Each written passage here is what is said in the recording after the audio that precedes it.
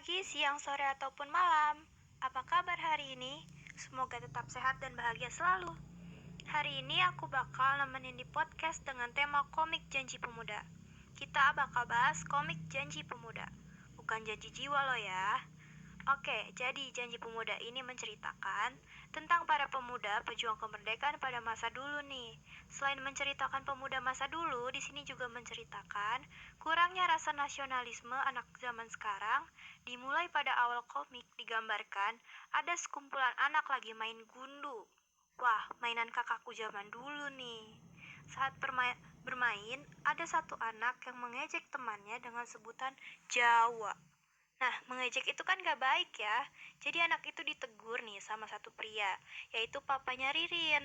Selanjutnya, ketika mobil keluarga Ririn dalam perjalanan menuju tempat les Ririn, ada kemacetan panjang banget di depan jalan. Dan ternyata di depan jalan itu sedang ada tawuran antar murid SMA. Waduh, ngeri banget ya. Miris sekali ada satu anak bernama Doni terkena timpukan batu dan kepalanya pun luka. Langsung dong keluarga Ririn menolong Doni dan membawanya ke klinik terdekat.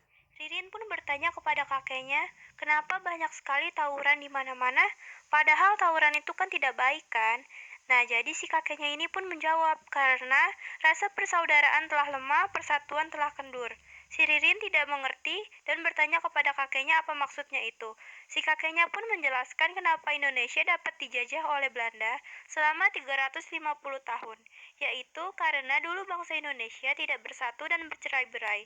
Ririn pun bertanya bagaimana akhirnya bangsa Indonesia dapat merebut kemerdekaannya. Kakek Ririn pun bercerita yaitu dimulai dengan pemerintahan Hindia Belanda memberlakukan politik etis pada 17 Desember 1901. Lalu, para pemuda bangsa memanfaatkan kesempatan itu dan lahirlah para pelajar dan mahasiswa.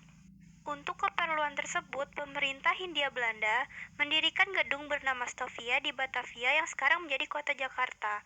Lalu, para pelajar yaitu Sutomo dan kawan-kawan sering diskusi di perpustakaan tersebut. Dari situlah mulai pemikiran dibentuk Budi Utomo pada 20 Mei 1908 dan diikuti muncul organisasi lain, diantaranya organisasi Sarekat Dagang Islam dan Jong Java, yang bertujuan untuk mengunggah semangat kerjasama yang menjadi dasar persatuan di Indonesia. Akibat banyak organisasi pemuda, muncul ide mengadakan fusi antar pemuda yang dimulai oleh Kongres Pemuda pertama.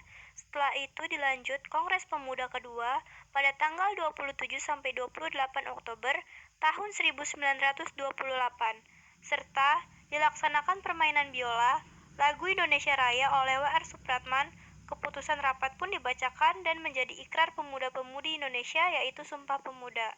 Setelah dengar kakek bercerita, akhirnya Ririn pun mengerti justru dari keberagaman dan rasa persatuan itulah yang dapat menjadikan bangsa kita merdeka serta menjadi bangsa yang hebat dan kuat. Setelah mendengar cerita kakek Ririn, kita jadi tahu ya kalau bangsa kita ini memang keren banget dari perjuangannya dan yang lain-lainnya. Maka dari itu, kita harus tetap menjaga persatuan dan mencintai tanah air kita ini. Gak kerasa tapi udah di ujung podcast. Sampai sini dulu podcastnya. Sampai bertemu di lain kesempatan. Sampai jumpa. Stay healthy. Thank you.